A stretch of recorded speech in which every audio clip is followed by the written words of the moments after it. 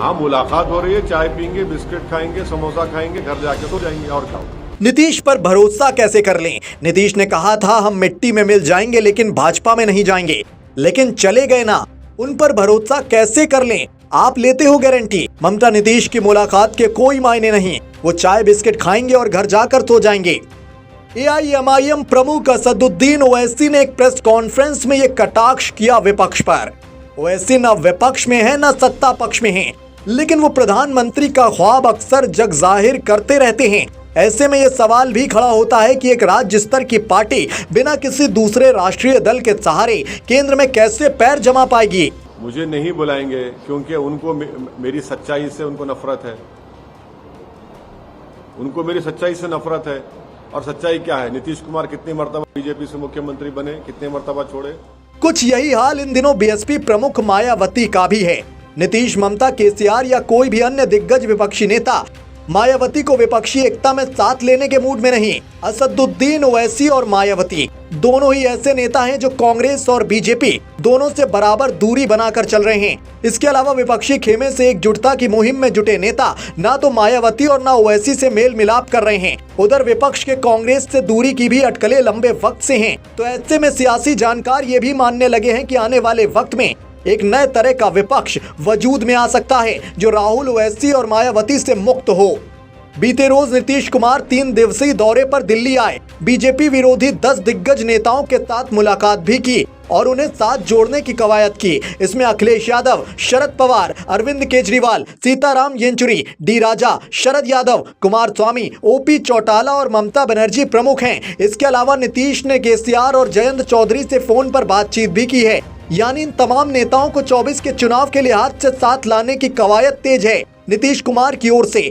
लेकिन नीतीश ने ना तो ओवैसी से अब तक कोई मुलाकात या फोन पर बातचीत की है, ना मायावती से। उधर ममता बनर्जी भी बारी बारी से सभी विपक्षी लीडर्स से मिल रही हैं। सिवाय इन दोनों को छोड़ के केजरीवाल तो दिल्ली और पंजाब में अच्छी परफॉर्मेंस देने के बाद अलग ही राह पर चल रहे हैं।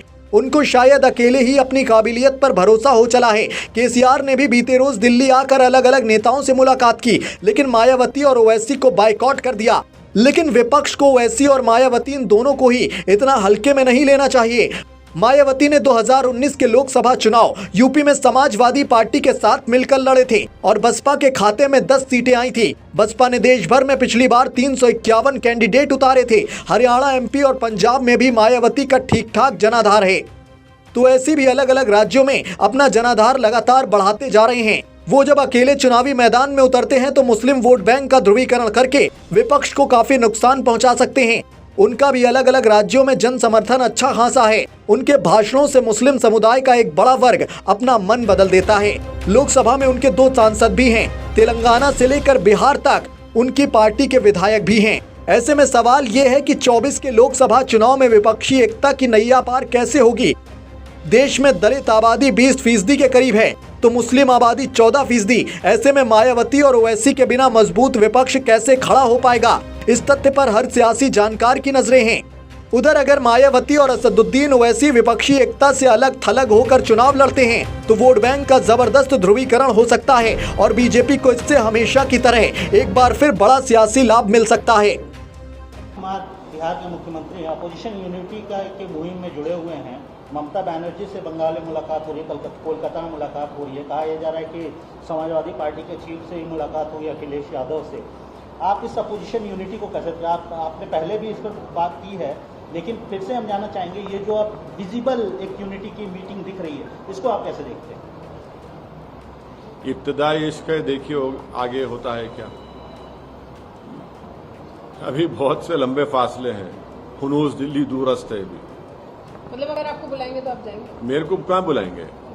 नहीं, देखिए मुझे नहीं बुलाएंगे क्योंकि उनको मेरी सच्चाई से उनको नफरत है।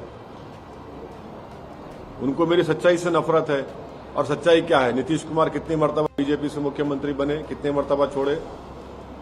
नहीं, अरे अब कल का कौन गारंटी देगा? आप देंगे? आप लोग देंगे? देश देगा क्या? आप तो असेंबली में खड़े होकर मुख्यमंत्री नीतीश कुमार ने कहा था कि हम मिट्टी में मिल जाएंगे, भाजपा में नहीं जाएंगे। चले गए आप चले गए। आपने कहा था असेंबली में खड़े होकर मिट्टी में मिल जाएंगे, आप चले गए। भाई आप खुद ही उस पर स्टैंड नहीं करते और फिर आप उल्टा बीजेपी के साथ चले जाते हैं आप। नहीं, एक कहाँ हो रहे हैं, एक कहाँ हो रहे हैं, कौन कह रहा है एक हो रहे हैं? मुलाकात हो रही है। हाँ, मुलाकात हो रही है, चाय पीएंगे, बिस्किट खाएंगे, समोसा खाएंगे, घर जाके सो जाएंगे, और क्या होगा।